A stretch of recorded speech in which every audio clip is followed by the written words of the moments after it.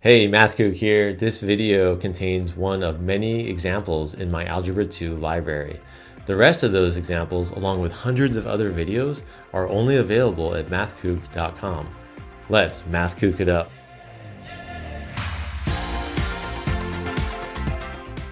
Hey Kooks, this question says solve and graph the inequality negative 5x is less than 30 and x minus 4 is less than negative 3. The key word in this problem is and.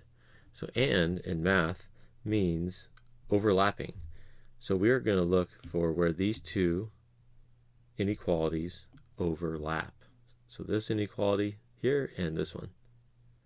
So the first step we're going to do is solve for x in each inequality. So let's start with the negative 5x is less than 30. So we have a negative 5x. We want to isolate the x. The negative 5 is attached to the x by multiplication. So to undo multiplication, we divide. So we're going to divide both sides by negative 5. Now as a reminder, whenever you divide both sides of an inequality by a negative number, what do? We flip the inequality.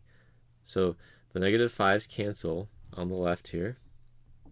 We're left with x, and then we flip the inequality, so now it's greater than 30 divided by negative 5, which is negative 6.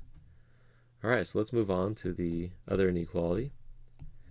To isolate x here, we need to get rid of the negative 4. To get rid of the negative 4, we add 4 to both sides. 4's cancel.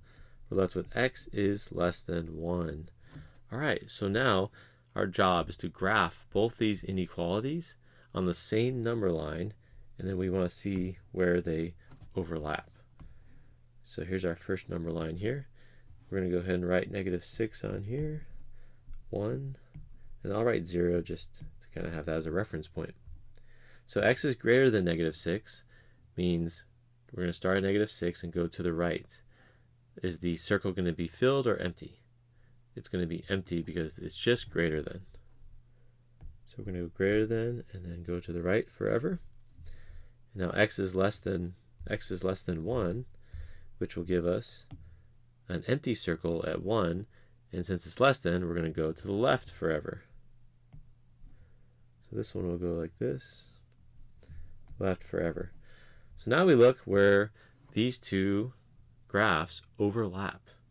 So as you can see in this region here, they start overlapping at negative 6. They overlap all the way to 1. So our region of overlap is from negative 6 to 1.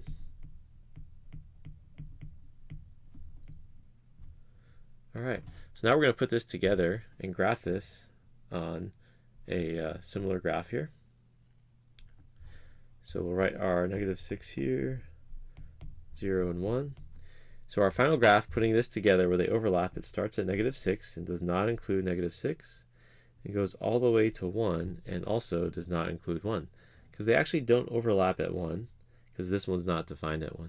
Same thing here, they do not overlap at negative 6 because the bottom one here is not defined at negative 6. So here's our answer as a graph. Now we'll write our answer in inequality notation and interval notation. Let's start with inequality notation. So x is going to be between negative 6 and 1, and it's not going to include negative 6 or 1, so it'll just be less than. So this is one answer in inequality notation. And then in interval notation, we're going to start at negative 6 and end at 1. And neither of them are included, so we're going to use parentheses, because parentheses means excluded. If they were filled in, they would be brackets. So there's our answer in interval notation. Here's our answer in inequality notation, and here's the graph of the answer. Hey Kook, if you found this video helpful, hit that like button, subscribe, and drop a comment. For unlimited access to all of my Algebra 2 videos, visit mathkook.com. Thanks for watching.